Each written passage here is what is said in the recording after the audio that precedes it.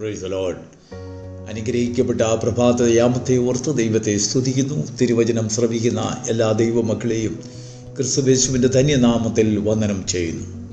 Israel ജനം മിസ്രയീമിലായിരുന്നപ്പോൾ ഫറവോൻ്റെ അടിമത്തരം കൊണ്ട് ദാസ്യവേല നിമിത്തം ഊഴിയ വേല നിമിത്തം കഷ്ടപ്പെട്ട് നരകിച്ച് യാതനകൾ അനുഭവിച്ച് ഇനി ഒരു ദിവസം പോലും മിസ്രയീമിൽ നിൽക്കാൻ കഴിയുകയില്ല എന്ന ദൈവത്തോട് അവർ കരഞ്ഞ് നിലവിളിച്ചു.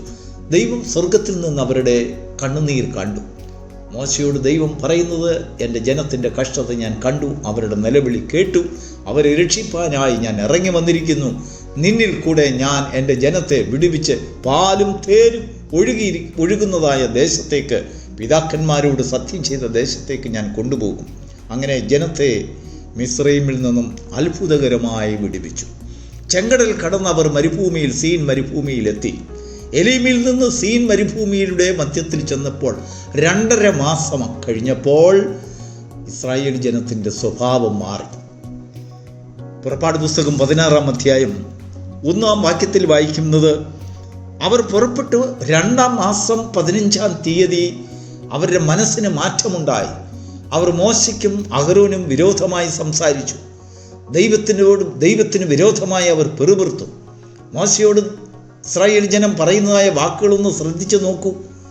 ഞങ്ങൾ ഇറച്ചിക്കരങ്ങളുടെ ചുറ്റുമിരുന്ന് ഇറച്ചി ഭക്ഷിച്ചതായ സംതൃപ്തിയാകുമെന്ന് ഞങ്ങൾ കുടുംബമായി ഞങ്ങൾ മതിയാകുവോളം ഭക്ഷണം കഴിച്ചതായ ദിവസങ്ങളെ ഞങ്ങൾ ഓർക്കുന്നു. അവരുടെ കൊതി, അവരുടെ മൂക്കിൽ ഇറച്ചിക്കരങ്ങളുടെ മണം പെട്ടെന്ന് വെളിപ്പെടുവാനിടയായി. ആ ഇറച്ചിക്കരങ്ങളുടെ മണം, ഇറച്ചിയുടെ മണം അവർക്ക് ലഭിക്കാതെ വന്നപ്പോൾ അവർ ദൈവത്തിനും അഹരോനും മോശയ്ക്കും വിരോധമായി സംസാരിച്ചു. അവരുടെ വാക്ക് ദൈവത്തിന് വളരെ ദുഃഖമായിപ്പോയി. ദൈവം അവരുടെ വാക്കുകൾ കേട്ടപ്പോൾ സ്വർഗത്തിൽ നിന്ന് താണിറങ്ങി വന്ന് മോശയോടും അഹരോനോടും സംസാരിച്ചു. ഈ ജനം എനിക്ക് വിരോധമായി പെറുപിറുക്കുന്നത് ഞാൻ കേട്ടു. തീർച്ചയായിട്ടും ഞാൻ അവരുടെ ആഗ്രഹത്തിനനുസരിച്ച് ഞാൻ അവർക്ക് ഇറച്ചി ഇഷ്ടം പോലെ കൊടുക്കും. ദൈവം മോശയോട് പറയുകയാണ്, നിന്റെ ജനത്തോട് നീ സംസാരിക്കുക, സാരമില്ല, നിങ്ങളുടെ പെറുപിറുപ്പ് നിർത്തുക, നിങ്ങൾക്ക് ഇഷ്ടം പോലെ ഇറച്ചി ഞാൻ തരാം. ദൈവത്തിന് മഹത്വം ഉണ്ടാകട്ടെ. പുറപ്പാട് പുസ്തകം 16-ാം അധ്യായത്തിൻ്റെ 12-ാം വാക്യം നമ്മുടെ ചിന്തയ്ക്കായി നാം എടുക്കുമ്പോൾ, ദൈവത്തിൻ്റെ അരുളപ്പാടിനാൽ മോശയോടും അഹരോനോടും ദൈവം പറയുകയാണ്, നിന്റെ ജനത്തോട് നിങ്ങൾ സംസാരിക്കണം. എന്താണ്? നിങ്ങൾ വൈകുന്നേരത്ത് മാംസം തിന്നും, എന്നാൽ പ്രഭാതകാലത്ത് അപ്പം കൊണ്ട് തൃപ്തരാകും. അങ്ങനെ ഞാൻ നിങ്ങളുടെ ദൈവമായ യഹോവയെന്ന് നിങ്ങൾ തിരിച്ചറിയും. 7-ാം വാക്യത്തിൻ്റെ ആരംഭത്തിൽ വായിക്കുന്നു, പ്രഭാതകാലത്ത് നിങ്ങൾ എൻ്റെ തേജസ്സിനെ കാണും. വൈകുന്നേരമാകുമ്പോൾ നിങ്ങൾക്ക് ഇഷ്ടം പോലെ കാടകളെ നിങ്ങളുടെ ചുറ്റിനും നിങ്ങളുടെ പാളയത്തിന് ചുറ്റും ഞാൻ പൊഴിച്ചു തരും. നിങ്ങൾ പെറുക്കി അതിനെ പിടിച്ചെടുത്ത് ഇഷ്ടം പോലെ കലത്തിലിട്ട് വേവിച്ച് നിങ്ങൾ ഭക്ഷിക്കുക. നിങ്ങളുടെ മൂക്കിൽ കൂടെ ഇറച്ചി തിരിച്ചിറങ്ങുന്നിടം വരെയും നിങ്ങൾ മതിയാകും വണ്ണം ഭക്ഷിച്ചുകൊള്ളുക, പെറുപിറുപ്പ് നിർത്തുക. പക്ഷെങ്കിൽ ഒരു കാര്യം, ഈ ഇറച്ചി കൊണ്ട് നിങ്ങൾക്ക് തൃപ്തിയാകുകയില്ല. വീണ്ടും വീണ്ടും നിങ്ങൾക്ക് മോഹങ്ങൾ ഉണ്ടാക്കും, വീണ്ടും നിങ്ങൾക്ക് ആഗ്രഹമുണ്ടാക്കും. ഇറച്ചിയുടെ മണം നിങ്ങൾ മരുഭൂമിയുടെ ചുറ്റും മരുഭൂമി യാത്ര അവസാനിക്കുന്നതിന് വരെയും ഇറച്ചിയുടെ മണം, മിസ്രയീമിലെ ഇറച്ചിയുടെ മണം നിങ്ങളെ വിട്ടുപോവുകയില്ല. പക്ഷെങ്കിൽ നിങ്ങൾ പ്രഭാതത്തിൽ എഴുന്നേറ്റ് എൻ്റെ തേജസ്സിനെ കാണുമെങ്കിൽ ആ തേജസ്സിനോട് ചേർന്ന് ശക്തിമാന്മാരുടെ അപ്പം ഞാൻ സ്വർഗത്തിൽ നിന്ന് പൊഴിച്ചു തരും. ആ അപ്പം തിന്ന് നിങ്ങൾ തൃപ്തരാകും. ദൈവത്തിന് മഹത്വം ഉണ്ടാകട്ടെ. ക്രിസ്തീയ ജീവിതത്തിലെ 2 അനുഭവങ്ങളെ വളരെ വ്യക്തമായി എടുത്ത് കാണിക്കുന്നതിന് വേണ്ടിയാണ് ദൈവത്തിൻ്റെ വചനത്തിൽ ഈ കഥയെ, ഈ ചരിത്രത്തെ വ്യക്തമായി എഴുതിയിരിക്കുന്നത്. ദൈവത്തിൻ്റെ ജനത്തോട് ദൈവം സംസാരിക്കുന്നത്, നിങ്ങൾ ഇഷ്ടം പോലെ നിങ്ങൾ ഇറച്ചി തിന്നും, പക്ഷെങ്കിൽ ഇറച്ചി നിങ്ങൾക്ക് സംതൃപ്തി തരികയില്ല. നിങ്ങളുടെ ജീവിതത്തിൽ വീണ്ടും ആഗ്രഹങ്ങളും പരിശോധനയും അനേക കെണികളും അനേക കടങ്ങളും നിങ്ങളുടെ ജീവിതത്തിൽ വർദ്ധിപ്പിച്ചു കൊണ്ടിരിക്കും. നിങ്ങൾ കൊതിക്കും ദുരാഗ്രഹത്തിനും അനേക മോഹങ്ങൾക്കും നിങ്ങൾ വീണ്ടും വീണ്ടും അടിമത്തരമായി പോകും. സംതൃപ്തിയില്ലാത്തൊരു ജീവിതം നിങ്ങൾക്കുണ്ടാകും.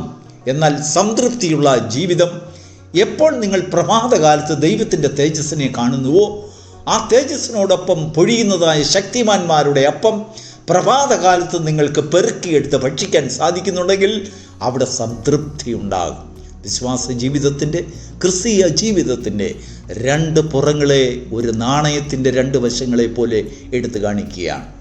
ഒന്ന്, സന്ധ്യായാമത്തിൽ നിങ്ങൾക്ക് ലഭിക്കുന്നതായ കാടകൾ എന്ന ഇറച്ചി, ഭൗമിക ജീവിതം, ഭൗമിക ജീവിതത്തിലെ ആഗ്രഹങ്ങൾ, ഈ ലൗകിക ജീവിതത്തിലുള്ളതായ മോഹങ്ങൾ, ഈ ലൗകിക ജീവിതത്തിലെ ബന്ധങ്ങൾ, സംതൃപ്തിയില്ലാത്ത അനുഭവം, ആഗ്രഹങ്ങളും മോഹങ്ങളും പ്രതീക്ഷകളും വ്യാമോഹങ്ങളും ദുരാഗ്രഹങ്ങളും ദ്രവ്യാഗ്രഹങ്ങളും നിങ്ങളുടെ ജീവിതത്തെ അങ്ങേയറ്റം നിങ്ങളെ ബന്ധനത്തിലാക്കുമ്പോൾ അതിൽ നിന്ന് വിടുതൽ പ്രാപിക്കുവാൻ, മോഹങ്ങളിൽ നിന്നും ദൈവത്തിന് വിരോധമായ വെറുവെറുപ്പിൽ നിന്നും വിടുവിക്കപ്പെട്ട ഒരു ശ്രേഷ്ഠമായ ഒരു ജീവിതത്തെ നിങ്ങൾ ആഗ്രഹിക്കുന്നുണ്ടെങ്കിൽ അതികാലത്ത് എഴുന്നേറ്റ് ദൈവത്തിൻ്റെ തേജസ്സിനെ നിങ്ങൾ കാണുക. അതിനോടൊപ്പം പൊഴിക്കുന്നതായ ശക്തിമാന്മാരുടെ അപ്പം, മന്ന എന്ന് പറയുന്നതായ ഒരു സംഗതിയുണ്ട്. അതിനെ നീ പെറുക്കി ഭക്ഷിക്കുന്നുണ്ടെങ്കിൽ അതുകൊണ്ട് നിനക്ക് തൃപ്തിയാകും. ഇങ്ങനെ ദൈവമായ യഹോവ ആരെന്ന് നീ തിരിച്ചറിയും. ദൈവത്തിന് മഹത്വമുണ്ടാകട്ടെ. സംതൃപ്തിയുള്ള ജീവിതവും സംതൃപ്തിയില്ലാത്ത ജീവിതവും, ശക്തിമാന്മാരുടെ അപ്പവും ബലഹീനരുടെ അപ്പവും. ബലഹീനരുടെ അപ്പം മാംസമായി ശേഷിക്കുന്നുണ്ടെങ്കിൽ അത് നിന്നെ വിടാതെ മുറുകെ പിടിച്ചും കൊണ്ട് ക്രിസ്തീയ ജീവിതത്തിൽ ആ അല്ലെങ്കിൽ ആ ഇറച്ചിക്കലങ്ങളുടെ മണം നിന്നെ ദൈവത്തിന് വിരോധമായി ചിന്തിപ്പിക്കുവാൻ, പെറുവിറുക്കുവാൻ നിന്നെ പ്രേരിപ്പിക്കുന്നുണ്ടെങ്കിൽ പ്രഭാതത്തിൽ നീ കാണുന്ന ദൈവത്തിൻ്റെ തേജസ്സും ശക്തിമാന്മാരുടെ അപ്പവും നിന്നിൽ ഒരു ചോദ്യമുണ്ടാക്കും. ഇതെന്ത് ഞങ്ങൾ ഇത് കണ്ടിട്ടില്ലാത്ത അപ്പമാണല്ലോ എന്ന് അവർ ചോദിക്കുന്നതിനിടയായിത്തീരും. മഞ്ഞുപോലെ നിലത്ത് കിടക്കുന്നതായ കൊത്തമ്പാലരി പോലെ കാണുന്നതായ ആ മന്നായെ കണ്ടുകൊണ്ട് ഇസ്രായേൽ ജനം മോശയോട് ചോദിച്ചു, ഇതെന്താണ്? അവർ കണ്ടിട്ടില്ല, ഇതുവരെയും ജീവിതത്തിൽ കണ്ടിട്ടില്ലാത്ത ഒരു അത്ഭുതകരമായ ഒരു സംഗതി, ഒരു ഭക്ഷണം. മോശ അവരോട് പറയാണ്, ഇതാകുന്നു ശക്തിമാന്മാരുടെ അപ്പം, ദൈവം നിങ്ങൾക്ക് സ്വർഗത്തിൽ നിന്ന് പൊഴിച്ചു തന്നതായ അപ്പമാകുന്നു. നമ്മുടെ ജീവിതത്തിൽ എത്ര വിധമായിട്ടുള്ളതായ അധ്വാനം കൊണ്ട് ഭൗമിക ജീവിതത്തിലെ മോഹങ്ങൾക്കും ആഗ്രഹങ്ങൾക്കും അനുസരണമായി നമ്മൾ ഓടിയിരുന്നാലും, പ്രിയപ്പെട്ട ദൈവത്തിന് ജനമേ, നമ്മളിൽ മോഹവും കൊതിയും വർദ്ധിപ്പിച്ചുകൊണ്ട് ഈ ഭൗമികമായ ജീവിതം നമ്മെ തന്നെ നമ്മെ അടിമകളാക്കുമ്പോൾ ഒരു കാര്യം നമുക്ക് വിടുതലും സ്വാതന്ത്ര്യവും നൽകുന്നു. ക്രിസ്തുയേശുവിൽ കൂടെ ഈ അപ്പം ഭക്ഷിക്കുന്നവൻ ഒരിക്കലും വിശക്കുകയില്ല. ഇത് ശക്തിമാന്മാരുടെ അപ്പമെന്ന് കർത്താവ് എടുത്ത് പറഞ്ഞു.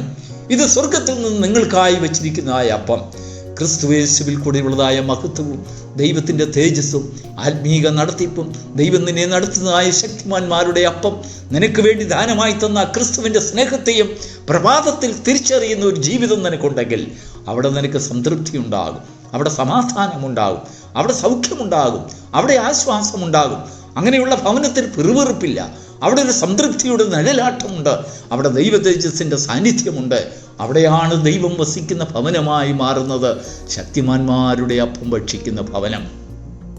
ഇറച്ചിക്കലങ്ങളുടെ ഓർമ്മയിലേക്ക് നിന്നെ വലിച്ചിഴച്ച് കളയുന്നതായ, മോഹിപ്പിക്കുന്നതായ ആ മണം, അതിൻ്റെ ശക്തി, പൈശാചികമായിട്ടുള്ളതായ ബന്ധനങ്ങൾ, നിന്റെ കഴിഞ്ഞകാല ജീവിതത്തെക്കുറിച്ചുള്ളതായ ഒരു മോഹങ്ങൾ, മിസ്രൈമിൽ വെച്ചുള്ളതായ അല്ലെങ്കിൽ ആ ഇറച്ചിക്കലങ്ങളെക്കുറിച്ചുള്ളതായ ഒരു ഓർമ്മ നിന്റെ ജീവിതത്തിൽ നിന്ന് പൂർണ്ണമായി മാറ്റപ്പെടേണ്ടതിന് ദൈവം തേജസ്സോട് നിന്റെ മുൻപിൽ പ്രഭാതത്തിൽ വെളിപ്പെടുന്നു.